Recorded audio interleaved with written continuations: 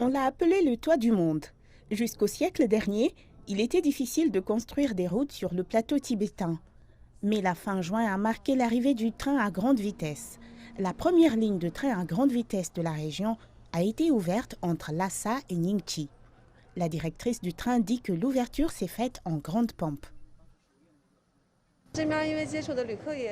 Nous avons reçu beaucoup de touristes et les Tibétains ont été assez enthousiastes aussi, donc cela rend le travail agréable.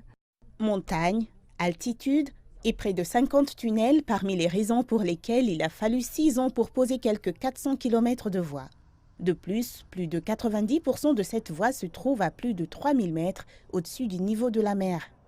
Nous avons demandé au conducteur pendant sa pause ce qui rend ces trains si spéciaux.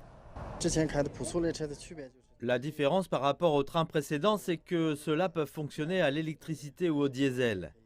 Donc s'il y a des problèmes de connexion, des pannes ou des pertes de puissance, nous pouvons passer à l'utilisation de la combustion interne. L'option permettant aux conducteurs de naviguer dans les conditions météorologiques et autres défis associés au train tibétain, tout en se déplaçant à grande vitesse. Ce train peut rouler jusqu'à 160 km à l'heure.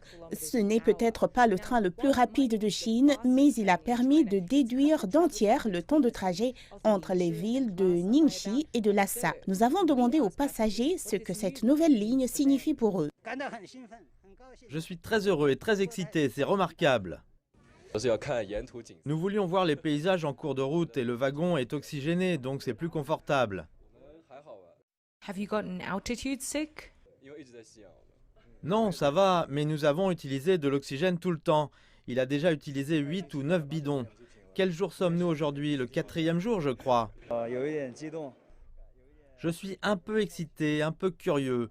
Je veux le voir par moi-même. Je suis resté à Ningchi pour la nuit juste pour prendre ce train. La ligne Ningxi-Lhasa fait partie d'un projet plus vaste, la ligne ferroviaire Sichuan-Tibet, surnommée la plus difficile du monde. Bien que ce projet ne soit pas terminé avant des années, les touristes et les habitants peuvent profiter de cette section en attendant.